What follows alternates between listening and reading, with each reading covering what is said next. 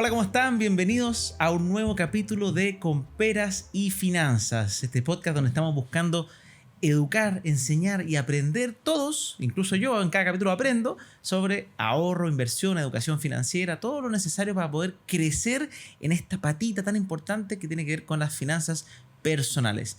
Y para eso tenemos un invitado espectacular donde vamos a hablar de temas que muchos me han pedido, como es el mundo de las acciones, cómo se elige, qué hago para elegir bien dónde invertir y mucho más. Pero antes de eso, vámonos a una pequeña pausa para que sepan cómo logramos hacer todo esto posible. Muchas gracias a Euroinmobiliaria por ayudarnos a hacer este podcast posible. ¿Qué es Euroinmobiliaria?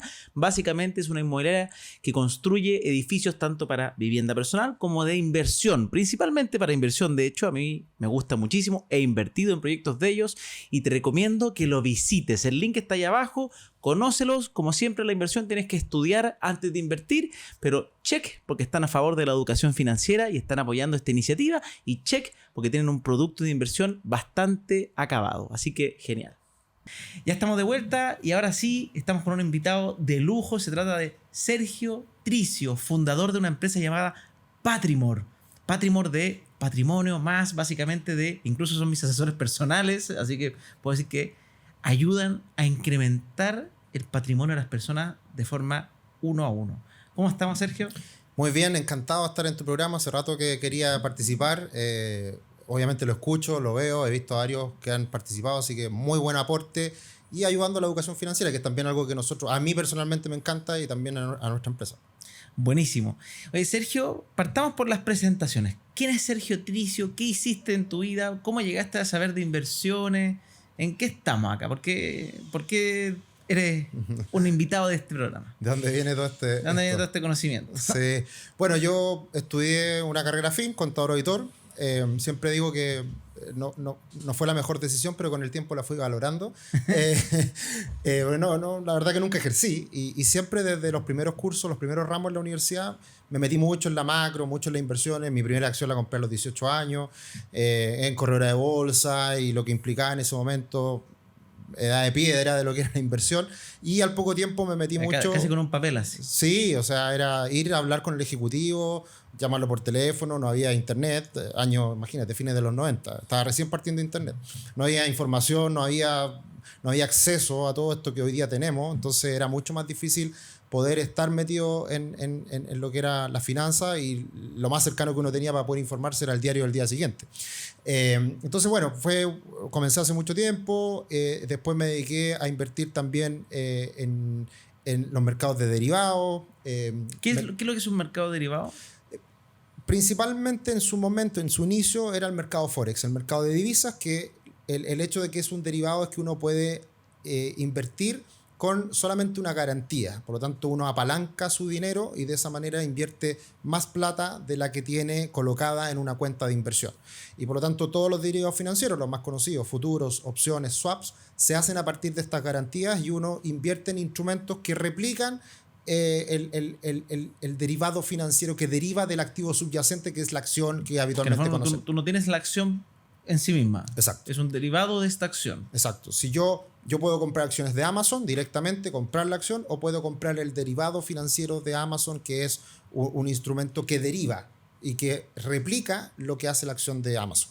Perfecto. Pero en este caso los derivados, entonces, para saber nomás, ¿no entregarían dividendos como si lo hiciera una acción? Sí, lo entregan igual, solo que hay algunos castigos y ya hay algunos descuentos. Funciona de manera parecida, pero lo entrega. El tema está en que cuando uno invierte en derivados financieros, por estar apalancado, uno está adquiriendo deuda, y la deuda tiene una tasa de interés. Entonces no tiene mucho sentido que uno mantenga un derivado financiero por mucho tiempo, porque hay un costo financiero que se come eventualmente ese dividendo que te puede entregar. Perfecto. Bueno, sigamos con la historia después, porque me gustan. Estas son como las pausas activas. Para en vez de hacer deporte, activamente enseñamos el concepto que está aplicando. Entonces, pasaste de tu primera acción, de estudiar contabilidad, primer derivado financiero, te metiste en esto. ¿Qué pasó ahí?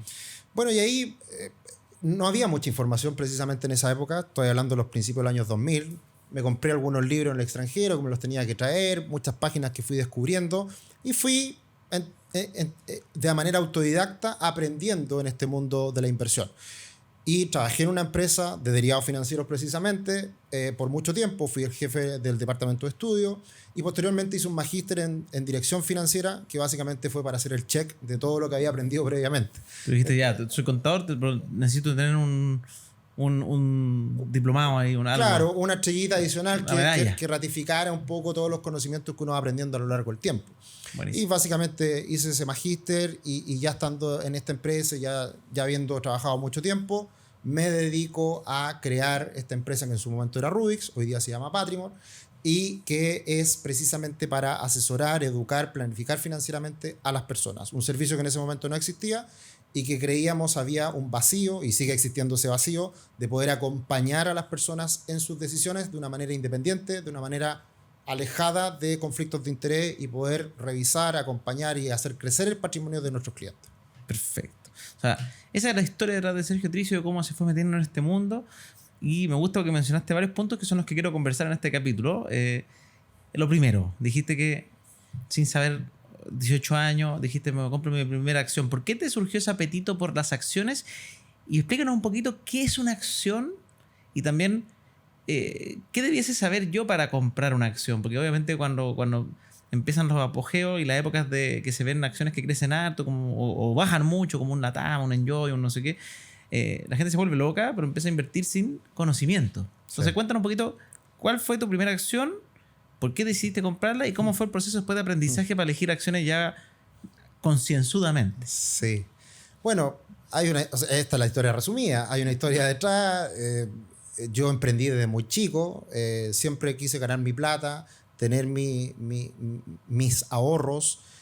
Fui DJ, puse música. Esto me gusta saber. ¿Por qué quisiste desde chiquitito? ¿Tus papás te inculcaron, te ayudaron o al revés, te faltaba? No, yo diría que es por un hambre, por unas ganas de tener más y por una cierta carencia, porque cuando chico jugaba a la pelota y probablemente no tenía los guantes de arquero que quería tener y por lo tanto yo tenía que hacer un sacrificio, un esfuerzo para poder adquirir eso que no lo tenía regalado de mis papás, o la raqueta para jugar tenis posteriormente. No te la podían regalar. Claro, o era una más mala de la que yo quería tener. Entonces yo me fui haciendo de muchas cosas a lo largo de mi infancia, adolescencia, y partí trabajando muy joven. Yo ponía música a los 12, 13 años y de ahí construí un imperio. No. De hecho, me arrepiento de haber dejado posteriormente de seguir en ese negocio porque era unos ingresos pasivos muy atractivos, pero por mucho tiempo al poner música me aburrió y lo dejé todo de un lado. Dejaste de verlo como negocio y te fuiste a lo sentimental. Dijiste, me aburrió esta cuestión. Sí, no, fue mucho tiempo, puse música por muchos años y la verdad que es muy agotador, uno se pierde muchas cosas. Y bueno, en ese trayecto, en eso de descubrir maneras de ahorrar, yo tuve mi libreta de ahorro del Banco Estado, que no sé si tú la conociste, esa con letras doradas, es muy antigua, y ahí uno ahorraba y ahí uno veía cómo aumentaba el dinero mes a mes, porque en esos tiempos, años 80, la inflación era mucho más alta, las tasas de interés eran mucho más altas, y por lo tanto uno veía crecer el dinero. ¿Y la libreta de ahorro se ajustaba al interés? Claro, es que no es muy diferente ahora. En ese tiempo en ese tiempo habían tasas de interés mucho más altas y una inflación mucho más alta, años 80. Entonces uno realmente tenía plata en el bolsillo, pero si lo dejaba en la cuenta de ahorro, lo veía incrementar mucho y veía la diferencia. Entonces era evidente que convenía dejar ese dinero porque uno lo veía crecer sin hacer nada. Y era emocionante ir al Banco Estado, no era por internet, lo tenías que ir a al preguntar. cajero, y el cajero te actualizaba toda la información en la libreta. ¿No te cobraban por la consulta? No me acuerdo, no sé si, seguramente sí, pero era algo muy bueno en su momento que permitía a muchas personas poder ahorrar. Ya, y por eso mira, la cuenta de ahorro, la libreta de ahorro para los más viejitos es algo súper como conocido, a diferencia de todos los instrumentos que existen hoy día. Ya, entonces, oye, qué buen background. Entonces, ¿y ahí cómo pasó de eso a una acción? Porque libreta de ahorro es como cuando uno empieza a educarse, financiarse, es con la base. Es como un depósito a plazo. Ahorrar hoy en día. primero. Claro, ahorrar, dejarla segura. Dejarla segura, claro. sí. ¿Qué pasó ahí? ¿Por qué dijiste, oye, quiero algo distinto? Buena pregunta. Yo recién probablemente estaba entrando a la universidad. De hecho, yo me quería relacionar mucho al mundo de la música, del sonido, y al final tuve un rayo del universo que me cayó y dijo, no, me voy por los negocios. Y ahí decidí estudiar el contador editor. Y rápidamente en ese momento, yo creo que los primeros meses, primeros ramos, Hubo algo que hizo la diferencia, que en ese momento yo me suscribí rápidamente al diario financiero. Y por ser estudiante era muy barato. Y ahí había mucha información y me sirvió mucho para aumentar mis conocimientos relacionados a las finanzas y a la economía.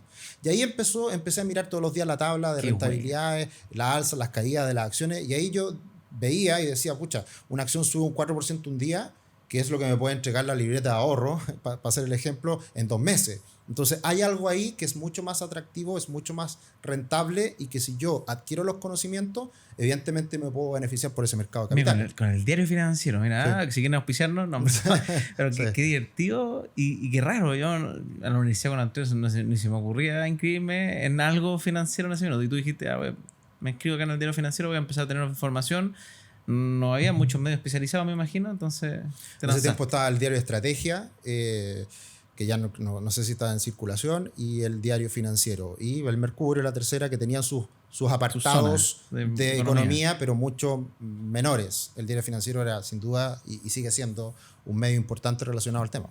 Qué buena, ya. Entonces, ahí te pusiste a estudiar y volvamos a la acción. ¿Cuál te compraste? ¿Qué decidiste? Falabella. Falabella fue la primera acción. ¿Cuánto valía en esa época? ¿No te acordás? 500 pesos, un poco más. Y claro, se multiplicó por mucho en el tiempo, pero fue una acción, la verdad, que bastante estable, consolidada, una buena empresa en su momento. Ya era una empresa conocida. Sí, totalmente. No era una novedad, no estáis apostando un... No, era una empresa de valor, si se quiere, una empresa sólida, con buenos resultados, pero en ese tiempo yo, la verdad que más allá de entender un negocio muy por encima, no había mucha mayor conocimiento, era cosas muy por encima. Y la segunda empresa, esa es más interesante, que fue Almendral. No sé si la has escuchado alguna vez. Me suena bastante. Almendral siempre ha sido el holding detrás de Entel. Y en algún momento, ¿y por qué la compré? Porque había un anuncio de un dividendo que era gigante. Era aproximadamente el 60% del valor de la acción. Y se anunció. Se anunció y era conocido y te iba a entregar ese dividendo. Un 60% del valor de la acción, algo así. Y yo estaba esperando a mi hijo, porque fui papá muy joven, a los 21 años. Y me acuerdo que en ese tiempo, la plata para el parto, la plata para... Tú dijiste, y dije, acá voy, porque vamos seguro, es un dividendo muy alto. Entonces voy a recuperar gran parte de la inversión. Y ahí aprendí un primer concepto importante en el mundo de las inversiones, las acciones y los dividendos, que cuando reparte un dividendo una empresa, eso es parte del capital y disminuye el precio de la acción. Entonces, ese 60% que te entregó se disminuye del valor y quedas neteado. O sea, te dieron dividendo, pero el valor de tu acción bajó. Exacto. Entonces no servía venderla. Claro, y obviamente yo sabía en su momento que la empresa podía seguir funcionando y podía seguir generando utilidades. Pero ¿qué es lo que no sabía o a quién no le había puesto atención? Es que el principal negocio de esa empresa, Almendral, era Entel y lo había vendido. Entonces se quedó sin su principal negocio. Por eso repartió ese dividendo. Exacto. Entonces dijiste, se quedó sin negocio. Gané y ahora la empresa no tiene nada que hacer. Exacto. Se quedó sin negocio y después la empresa Almendral siguió cayendo. Entonces no recuperé la inversión inicial y perdí, no sé, un 10%. Tampoco fue nada del otro mundo, pero un aprendizaje. Pero una lección. Sí, una lección de las primeras. Mira, qué interesante ese tema. O sea, es un punto muy importante que a veces se ven empresas que otorgan hartos dividendos y uno dice, acá está la papita, pero no necesariamente. Pues a veces entregar un alto dividendo, como dice Sergio, puede significar algo la palabra no es siniestro, no quiero meter miedo, pero puede significar algo lamentable, que la empresa esté perdiendo valor, o sea, está deshaciéndose de sus cosas más valiosas y por eso está repartiendo la torta así como ya nos vamos a ir despidiendo, así que repartamos. Y te estás metiendo en un problema, o no en un problema, pero en una empresa que va para abajo. Claro, así decirlo. Y es un poco lo que ha pasado en los últimos años. Las empresas chilenas han entregado dividendos enormes en el último tiempo y es precisamente porque no están reinvirtiendo, están entregándole a sus accionistas parte de las ganancias, pero sin una visión a futuro de querer hacer más y querer mantener con toda la fuerza los negocios actuales. Y ahí está la duda de si esas empresas, al distribuir esos dividendos y no querer crecer más, se van a sostener esos dividendos. Y ahí está un poco la pérdida de confianza respecto al mercado chileno en el último tiempo. Ya que entramos en el tema, cuéntanos un poquito qué es una acción desde la base, porque de repente están diciendo, oye, Almendro, me están hablando puras cosas que no entiendo. ¿Qué es una acción? ¿Por qué es interesante este mundo de las acciones? Yo siempre lo ejemplifico de una manera muy simple, que si uno tiene un hijo y quiere motivarlo a que invierta, es ir a la bomba de benzina y mirar a Copec, por decirlo, y decirle, ¿tú quieres ser dueño de esta empresa? Sí. Anda a la bolsa y cómprala, vale 5.000 pesos. ¿Y puedo ser dueño de esta empresa? Sí, en una proporción muy menor. Por lo tanto, uno cuando compra una acción se está haciendo dueño de una empresa proporcionalmente al valor que está desembolsando por esa parte menor de la empresa. Y eso nos da ciertos derechos, que es derecho a obtener dividendos, derecho a participar de las juntas, a decidir el directorio, a decidir el rumbo de la empresa. Obviamente, si tengo una sola acción y no Yo tengo un ladrillo. Claro, tengo un ladrillo chiquitito, no tengo ninguna capacidad de decidir, pero en estricto rigor yo puedo participar de esas juntas, tener la información, recibir los dividendos y ser parte de la empresa, ser dueño, ser socio de los grandes dueños de las empresas chilenas, por ejemplo. Mira qué interesante. O sea, como compro una acción, soy parte socio de esta empresa. Y aquí, ya si alguien dice, oye, qué interesante, porque justo a mí me encanta ir, no sé, a la bencinera, o me gusta algún tipo de empresa retail, o donde yo compro ropa y digo, oye, esta empresa siempre hay bien, si yo compro todos los días acá y está siempre llena. ¿Dónde se compra una acción? Si una persona dice, oye, ya me llama la atención esto, primero, ¿qué es lo que es? ¿Dónde? Esa es una muy buena pregunta, Francisco, y yo creo que en otras conversaciones que hemos tenido existe esa gran duda de muchas personas. Que aparte hay mucha publicidad a veces Sí. que venden estos derivados financieros que no son propiamente tal la acción, Exacto. entonces la gente se confunde y le Además de ofrecen cosas raras aparte. A más de alguno que nos está viendo en YouTube, ve publicidad que dice compra Codelco, compra CCU, son mentiras. Son mentiras. O sea, en algunas cosas verdades, pero en otras dinámicas. Para explicar, existe un mercado muy regulado que uno puede comprar estas acciones o solamente puede hacerlo a través de corredoras de bolsa. Perfecto. Y esas corredoras de bolsa nos cobran una comisión de transacción. Por lo tanto, yo abro una cuenta en la corredora de bolsa, coloco un dinero y luego le doy la orden a la corredora para que nos compre una acción con una comisión de corretaje. Esos costos han bajado enormemente en los últimos años. Ni te explico cuánto pagué yo en ese momento. El valor de la acción. Claro, exactamente. Entonces, hoy día son muy bajitos y hay que privilegiar siempre bajos costos para Porque poder la acción es la misma. comprar. Exactamente. Y esos son los corredores de bolsa que internacionalmente son más conocidos como broker. Luego tenemos hoy en día plataformas que se dedican a comercializar estas acciones. Pero esas plataformas no son nada en estricto rigor, en el sentido de que solamente nos facilitan el acceso.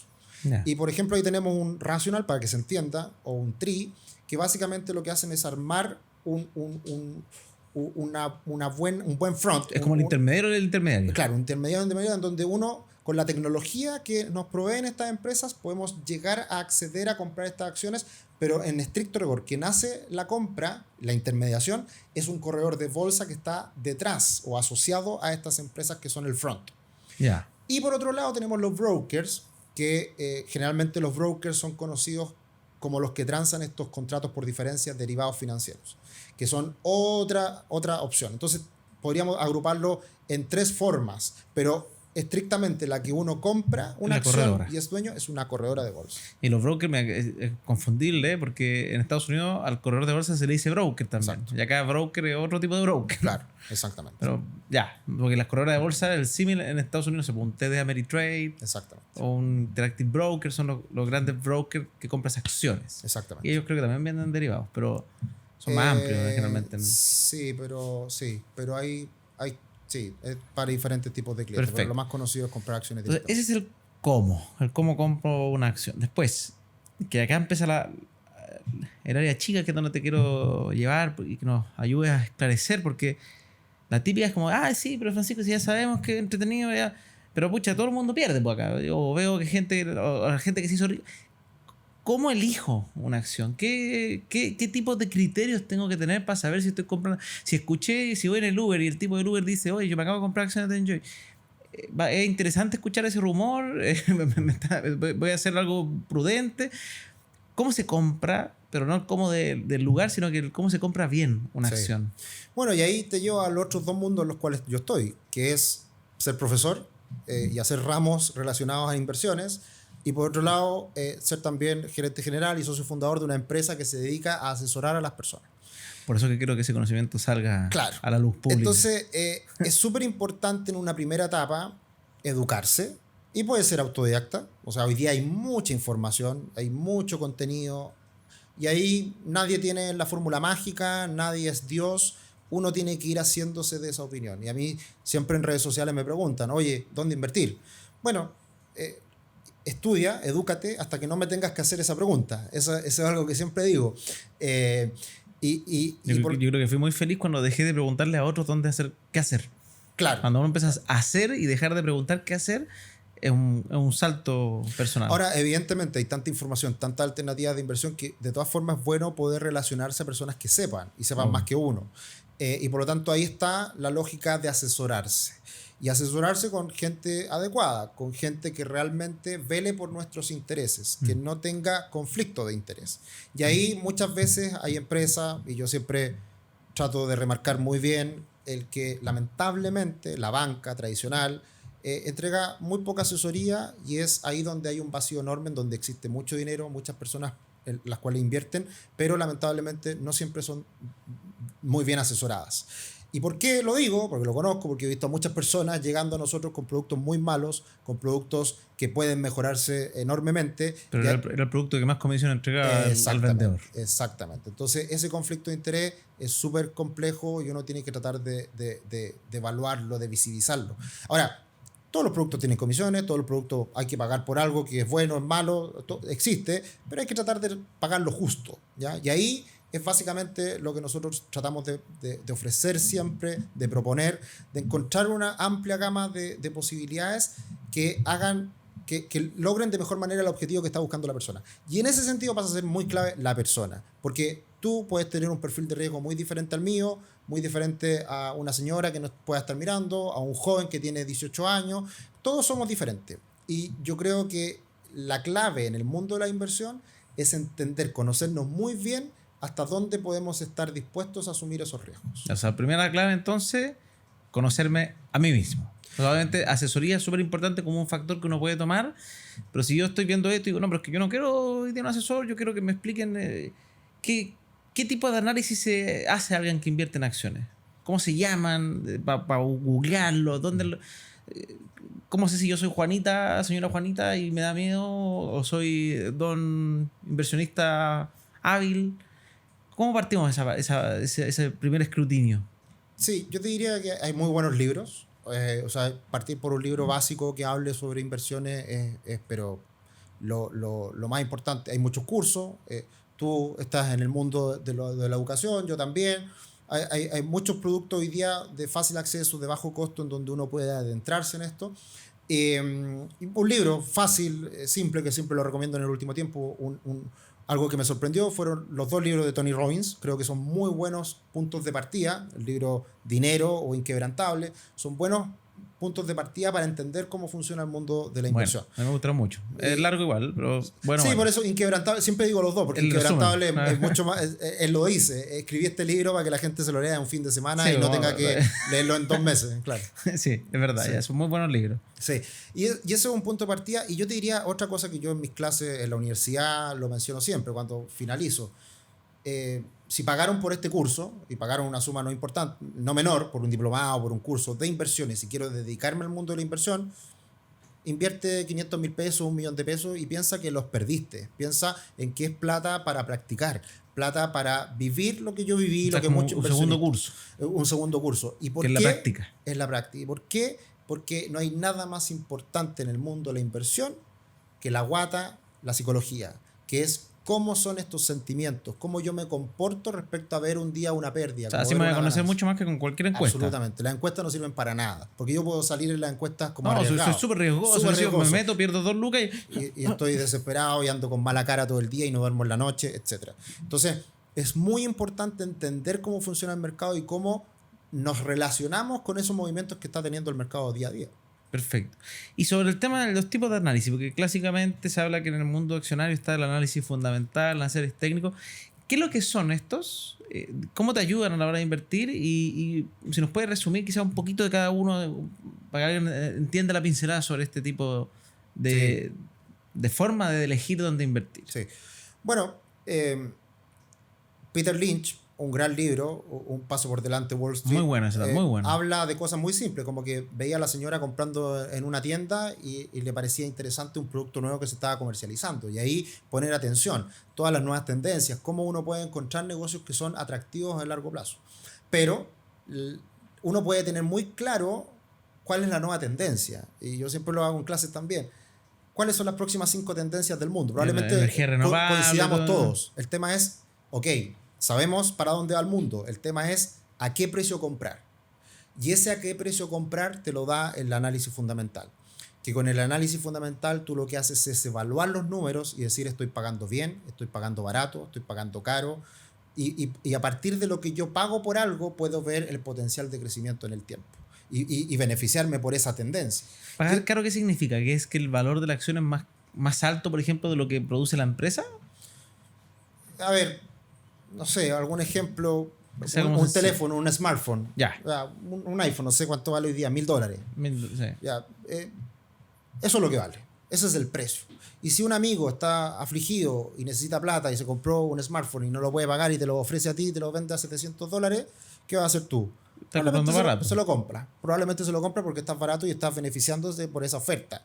Y si alguien dice, no, este iPhone saca mejor foto y no sé qué cosa, mentira, y te lo vende a 1.300, uno puede decir, no, pues si vale 1.000, yo voy y lo puedo comprar a 1.000.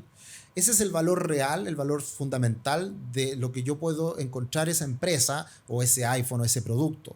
Y siempre en el mercado van a haber periodos de caídas, en donde uno va a encontrar ofertas, y van a haber periodos de abundancia, de burbuja y de optimismo, que uno puede vender caro ese producto. Y eso pasa constantemente. Perfecto.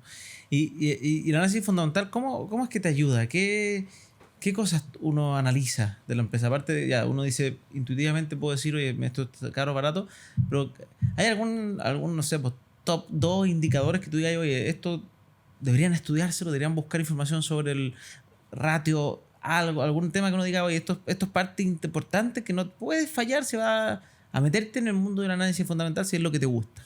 Sí, mira, te doy 2 ejemplos.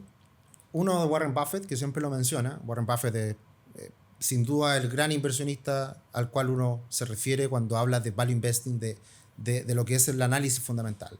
Y él hace cálculos muy simples y dice, este terreno en donde yo puedo sembrar y cosechar me va a dar una hectárea tanto por la producción. Entonces, ¿cuánto pago yo por eso? Una cierta tasa respecto a lo que me produce esta hectárea. Y así de simple. Te llevo a otro ejemplo, que es el mundo más cercano al tuyo, el inmobiliario. ¿Cuánto rentan las propiedades en general? 6, 7%. 4, 5, sí. Entonces, cuando uno compra algo que te rente más o menos el 6, 7%, tú estás comprando fair value, al valor justo. Y si alguien te ofrece una propiedad más barata y por lo tanto tu cap rate se va a 10, estás comprando barato. Sí. Y si la propiedad se va a los cap rates de China hoy día o de Nueva York, que son del 2% anual, podéis eventualmente vender muy cara una propiedad porque te renta muy poco. Entonces, básicamente uno, en diferentes instrumentos de inversión, en diferentes empresas, en diferentes herramientas de inversión, uno maneja aproximadamente cuáles son las rentabilidades que te entrega cada una de esas cosas. Y no hay magia, no es ni más ni menos, es eso. Y está estudiado a lo largo de la historia. Entonces, cuando a uno le ofrecen un 20, un 30, un 40%, hay algo raro y por lo tanto uno primero tiene que desconfiar, después evaluar y a veces existen esas oportunidades, pero es difícil de encontrarlas. Y en el mundo de acciones, ¿cuánto una rentabilidad esperada más o menos de dividendo, de crecimiento? ¿Hay algún número que uno diga, oye, esto está dentro de los rangos, esto está pasado a las mechas, la investigo más? En el largo plazo, y cuando uno mira el mercado en su conjunto, estamos hablando de tasas del 10% anual. Eso es lo que ha rentado el Standard & Poor's 500, que es el principal índice de la bolsa norteamericana, que agrupa las 500 empresas más grandes de Estados Unidos a lo largo de su historia, desde el año 1928 a la fecha. 10% anual. Pero tenemos casos buenos, casos exitosos, un Microsoft, un Amazon, empresas de ese estilo que han crecido a tasas anuales del 30%. Pero son casos ejemplares. Warren Buffett ha rentado a lo largo de su historia un 20%, el doble de lo que ha rentado el Standard & Poor's 500. Pero la eminencia en este mundo. O sea, si la eminencia en este mundo renta 20, ya para que te diga alguien 20 o más de 20, de manera consistente, que eso es lo difícil. Porque un año te puede ir bien y puedes ganar un 40, un 30, un 50. O sea, el 2020 yo creo que casi todos hicieron eso. Exacto. Y cuando uno parte en un mercado que le va bien a todos, uno cree que esto es fácil y que le va a ir bien siempre así. Y no, son excepciones. Ahí yo creo que sea ese año del 2021 donde más cuentas de fintech se abrieron en la historia de Chile, porque todo el mundo pensaba que ganar era fácil. Y de repente llegó en 2022, empezaron las bajas y en vez de decir, oye, debería haber estudiado para invertir, empezaron a echarle la culpa a la gente, que todas eran malas, me estafaron. Exacto. En vez de decir, oye, me metí cuando todos se metían. Claro, tal cual. Eso está pasando todavía. Entonces ya, un tema es estudiar cómo elegir si el valor de la empresa está correcto. ¿Y cómo? ¿Y ahí dónde puedo? ¿Qué recurro? ¿Cómo sé si una empresa está barata, está cara? Porque una empresa son grandes. Pues si yo quiero ver, no sé, pues, me dieron ganas de comprar acciones de CCU. No voy a ponerme a mirar el precio del agua para ver si está barato. ¿Qué cosas me fijo? Sí. ¿A dónde recurro? ¿Qué información es la interesante de esa empresa que me va a decir si la empresa está andando bien, andando mal? A una persona que no entiende poco y nada, que quizá obviamente tiene que hacer un análisis más profundo, pero si le están vendiendo, no sé, por el cuento de, oye, cómprate acciones de esta empresa, ¿por qué? Sí. Mira, a mí uno de los últimos cursos del magíster me gustó mucho porque en general los grandes inversionistas coinciden en algo, que no necesitas grandes fórmulas matemáticas para ser un buen inversionista. Y en ese último curso, uno de los últimos ramos del magíster, el profesor nos dijo, oye, analicemos una empresa y en 24 horas quiero una opinión. Y ahí nos dijo, ¿a qué tienen que recurrir? A todos los estados financieros que son públicos. Ahí ya te digo uno que en particular me gusta mucho. Información de los diarios. O sea, información pública, o sea, se puede encontrar. Todo, o sea, uno busca en Google y empieza a investigar un poquito y empieza a encontrar cosas que te hacen ruido o hablan bien. O sea, te pongo el caso mismo de Falabella en el último tiempo. Es una empresa que no ha parado de caer y si uno va y revisa los medios de prensa en el último tiempo, son puras malas noticias. Entonces, no es difícil de encontrar esa información. Ahora, particularmente, ir un paso más allá, en toda página web de la empresa en cuestión hay una parte que se llama relación con el inversionista. Y en esa relación las que están en la bolsa. De todas las que cotizan en bolsa. Y esa página, relación con el inversionista, tú buscas ahí los estados financieros, pero hay una parte que muchos lo tienen que se llama el análisis razonado. Y en el análisis razonado lo que hace la empresa es hacerte un resumen de lo que es la empresa. Y te dice, vendo tanto a Chile, vendo tanto a Brasil, tanto exporto, estos son mis productos principales, crecí esto, pero es análisis razonado porque te hacen una interpretación en cierta medida de los estados financieros. Obviamente te quieren contar una buena historia, es parte de la empresa. No creo que estamos mal, pero sigue aquí. Claro, por favor. pero te facilita mucho el entender la empresa. Entonces, yo el típico ejemplo que doy con Copec, uno dice, ¿qué es lo que hace Copec? Y uno dice, vende benzina.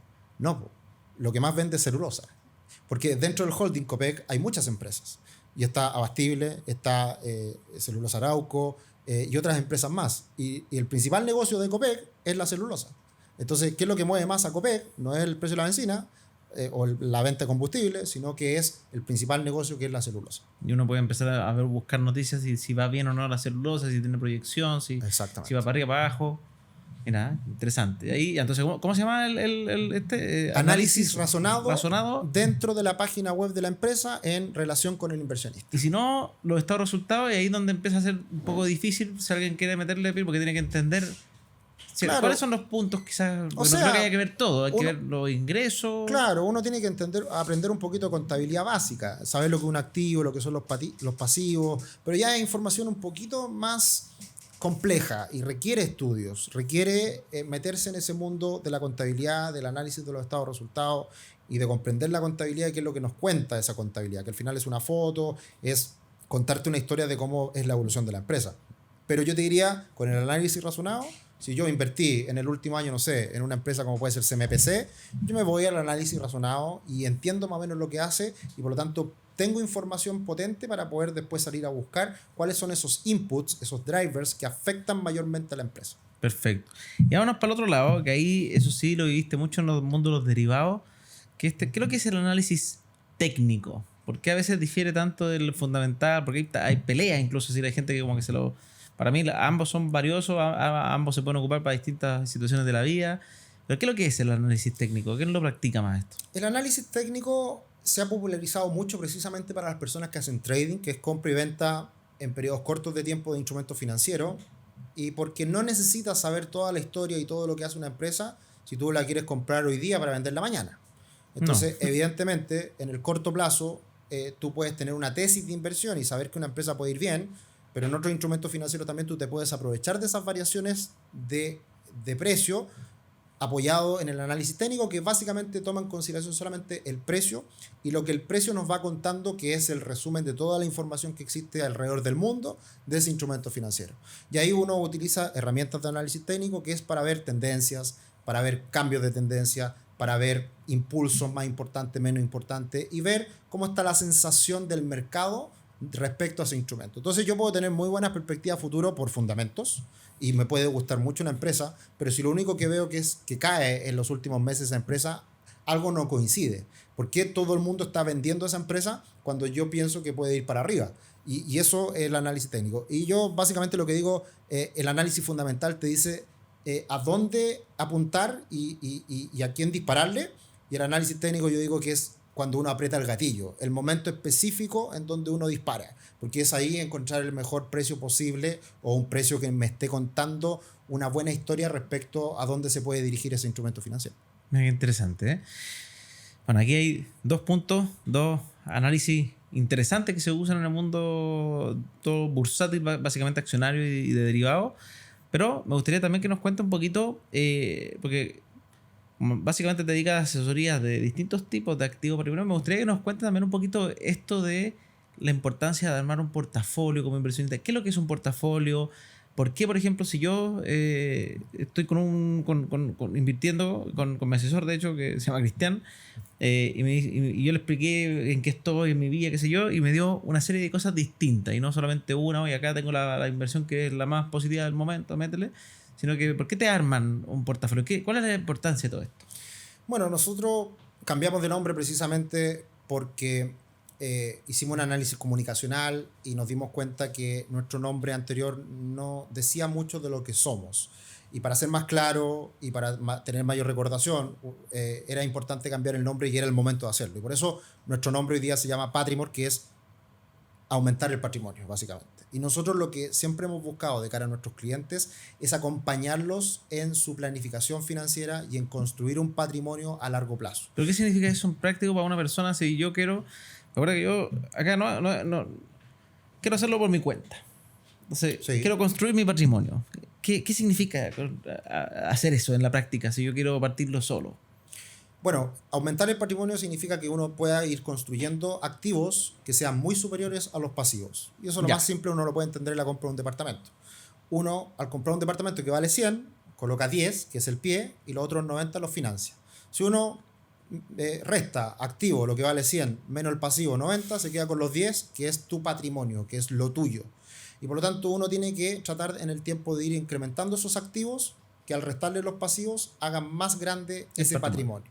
Y eso uno lo puede hacer de muchas maneras, comprando instrumentos financieros, comprando propiedades, creando negocios, diferentes fuentes de ingresos que vayan aumentando esa cajita de patrimonio.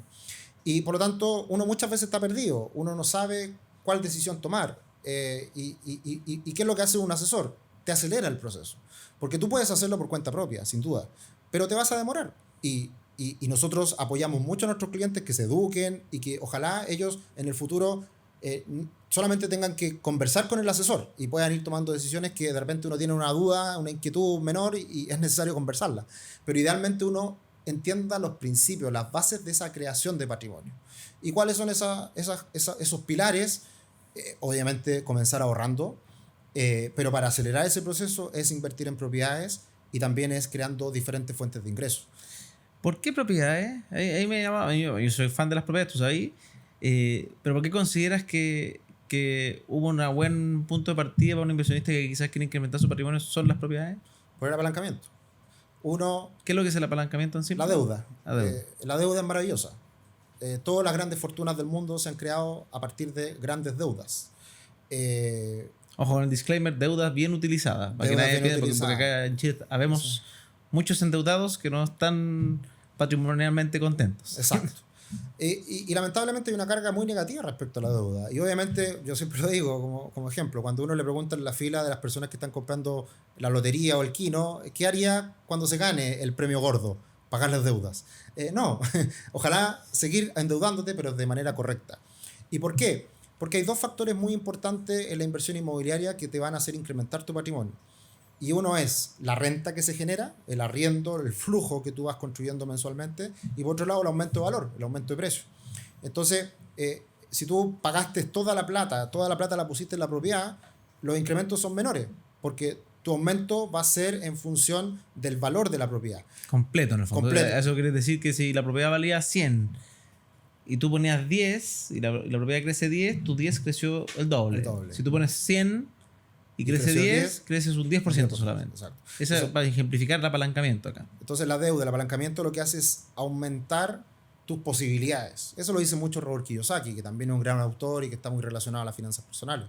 Entonces uno utilizando el dinero de otros puede apalancarlo y de esa manera obtener rentabilidad, incrementos de precio, se beneficia de una manera más acelerada.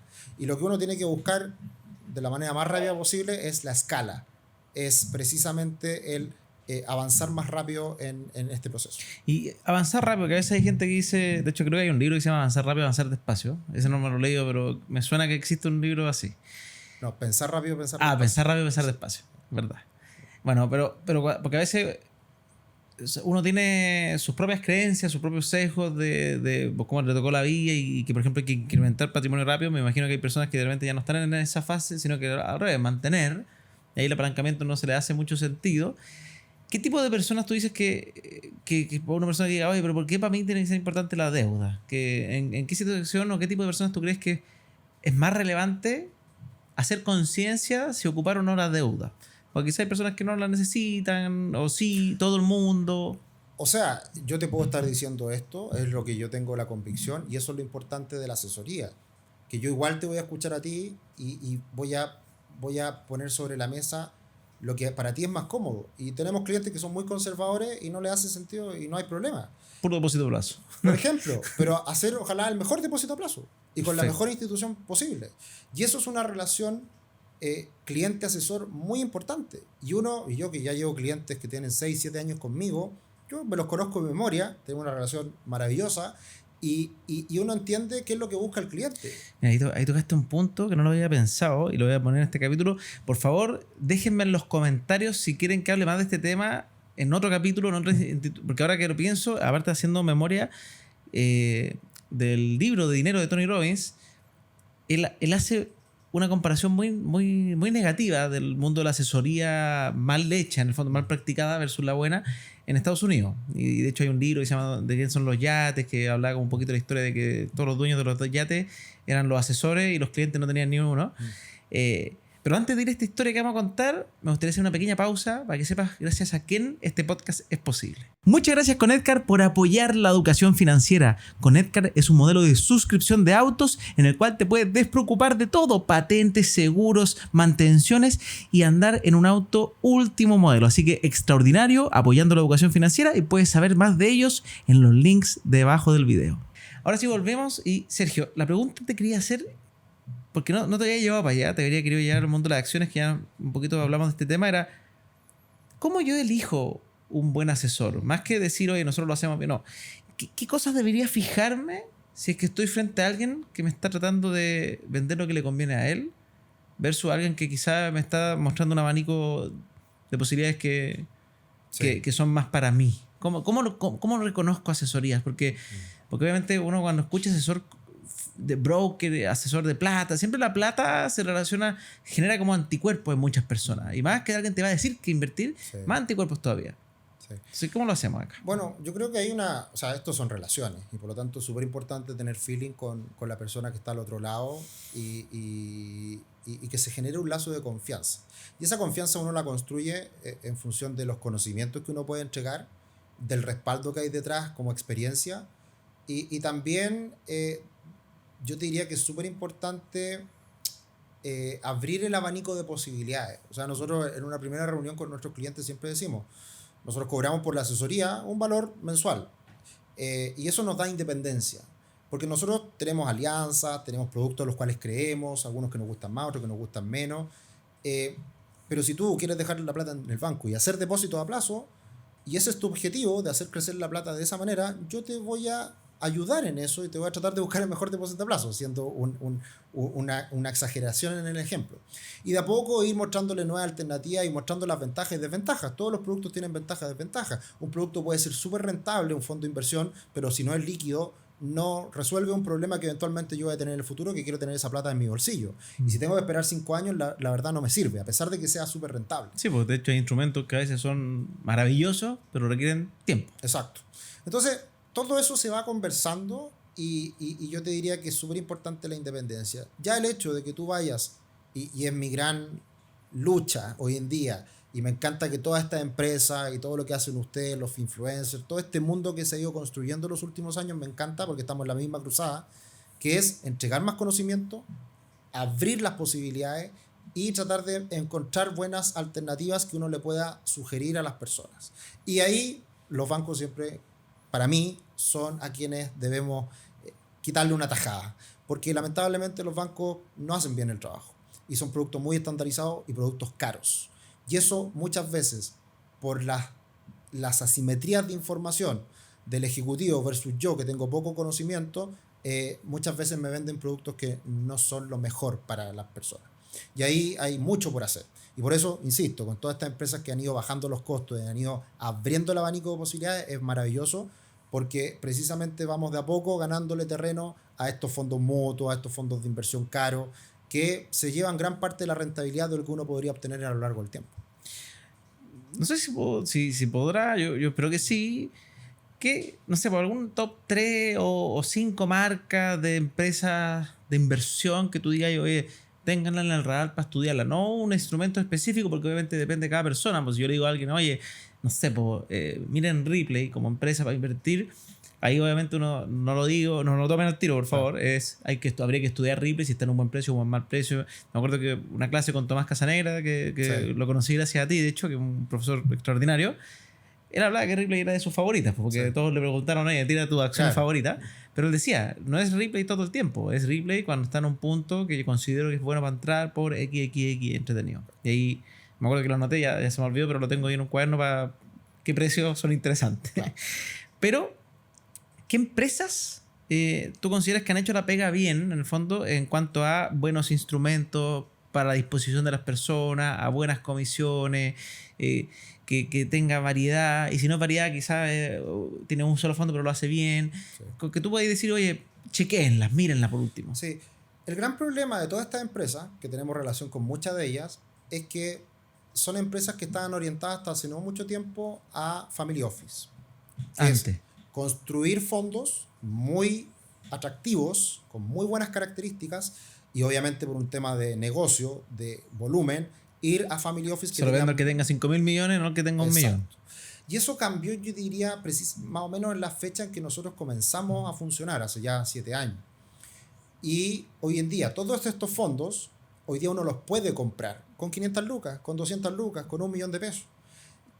Porque todos estos fondos hoy en día están disponibles, pero son de poco conocimiento. Y nos pasa mucho con los ejecutivos bancarios, que nosotros decimos, compra este fondo, y se lo dicen al ejecutivo, y el ejecutivo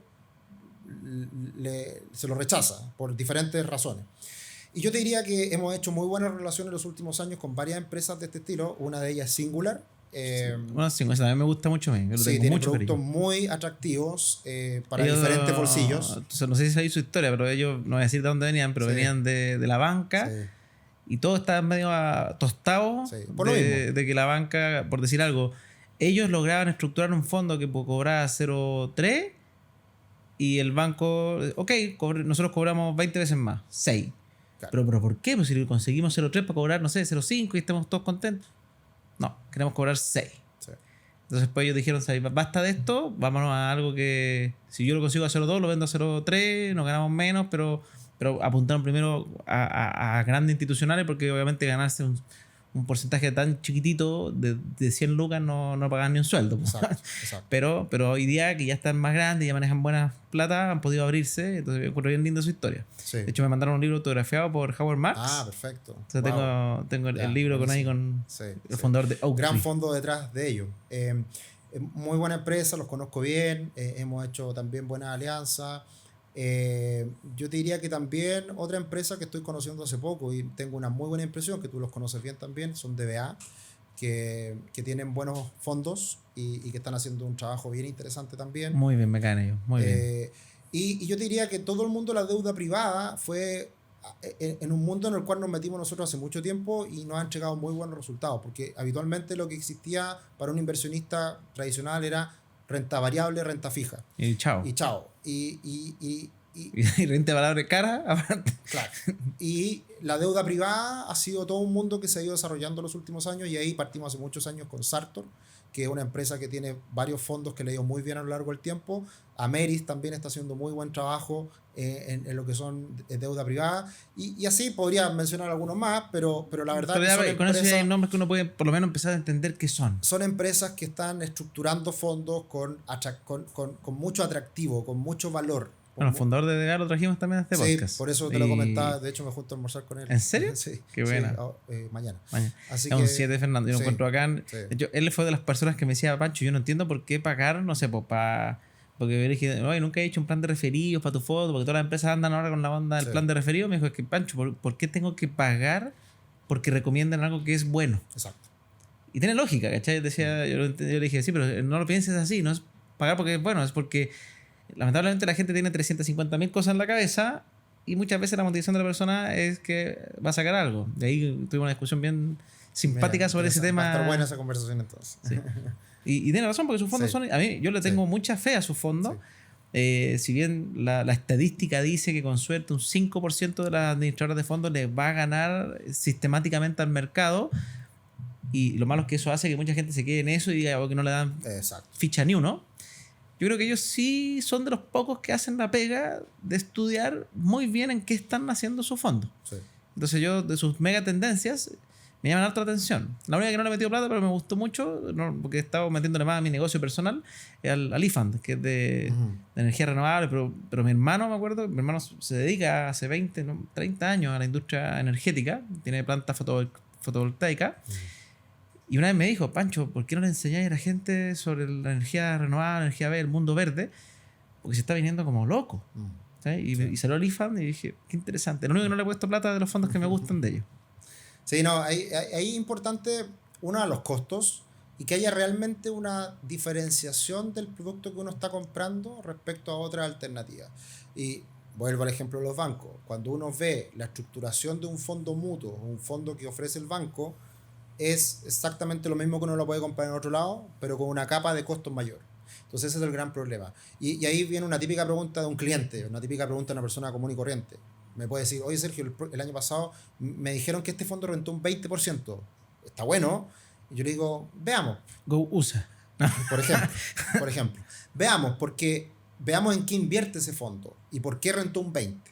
Y cuando ese fondo rentó un 20%, pero uno igual rentó un 25%, el fondo es pésimo. Sí, pues te quitó un 5%. Independiente de que haya ganado plata, el fondo es pésimo porque comparándolo con mismos instrumentos de la misma categoría, hay otros mucho mejores. Y eso es lo que todo el tiempo estamos haciendo nosotros. Y poca gente se da el tiempo de compararlo. Exacto. O buscar si hay un símil idéntico. Exacto.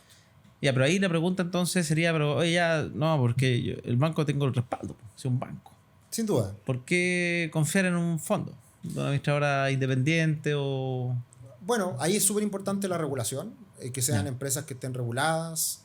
La regulación ha ido mejorando en los últimos años en Chile, que es muy bueno para todos, y no es infalible. Y ahí viene otra respuesta típica a un cliente.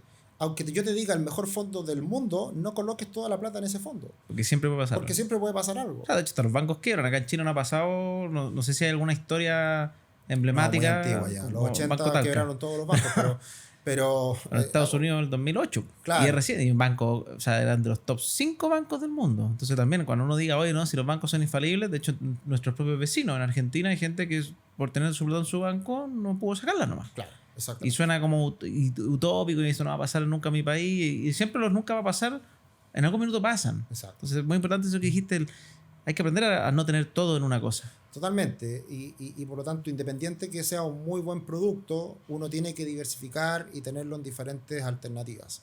Y también ahí está el lugar donde uno coloca el dinero, y también dentro de ese lugar, que puede ser una correa de bolsa, también elegir diferentes instrumentos que hagan esa diversificación. Y la diversificación es muy buena para bajar los riesgos o incrementar la rentabilidad, y también para tener protegida nuestra plata de diferentes actores que están protegiendo, cuidando, administrando nuestra plata. Perfecto.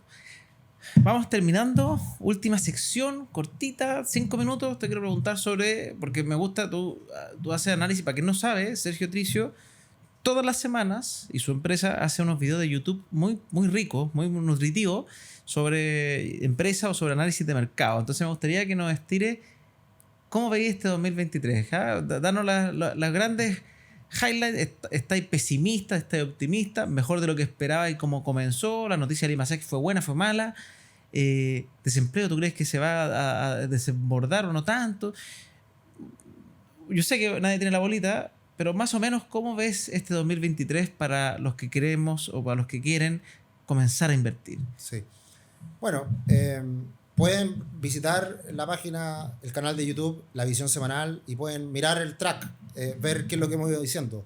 Y el año pasado se anunciaba el peor de los males para este 2023 y nosotros nunca fuimos de esa idea. Nosotros creíamos que siempre se ha viralizado mucho el terror, porque hoy día eso es lo que vende, eso es lo que vende en la prensa tradicional y ahora vende mucho precisamente en estas otras modalidades en las cuales nosotros nos informamos. Entonces, así se captura el interés de la persona. La burbuja inmobiliaria, todo se va a desplomar todo, cuándo viene la próxima recesión, etc. Y era evidente, si esta cuestión no hay que ser mago o físico nuclear para saber que después de una inyección de plata enorme en el mundo iba a haber una desaceleración, una caída. O sea, algo que subió el 100 tiene que caer un poquito porque se tiene que adecuar a esta nueva realidad.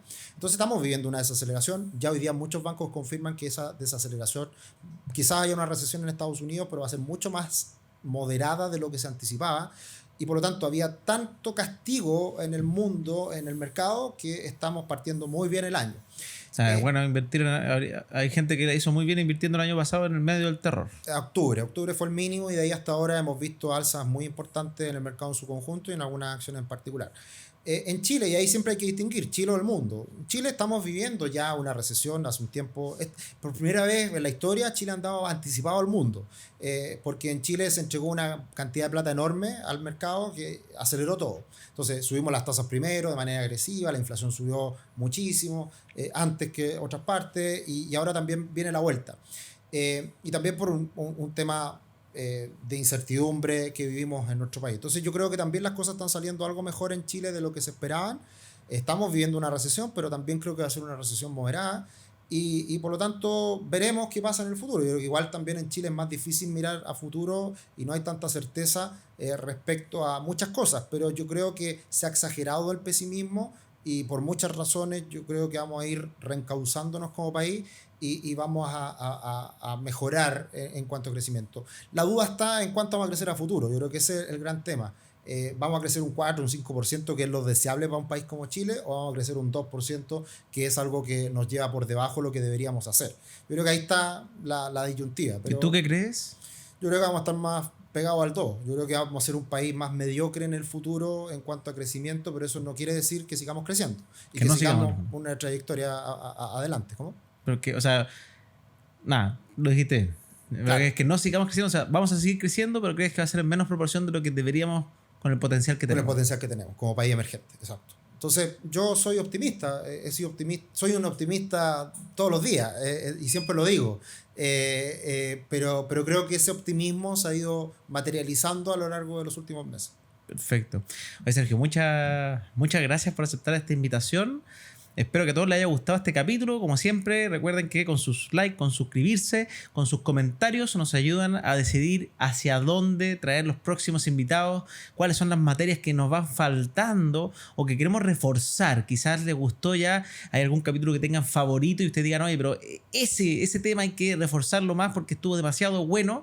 Déjenlo saber en los comentarios y como siempre compartan toda esta información para que más personas se eduquen financieramente y podamos crecer esta comunidad de aprendizaje. Así que muchas gracias, Sergio, por aceptar esta invitación y nos veremos en otro capítulo más adelante, la tercera o cuarta temporada.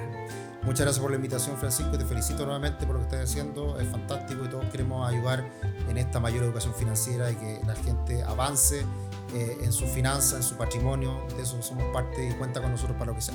Buenísimo.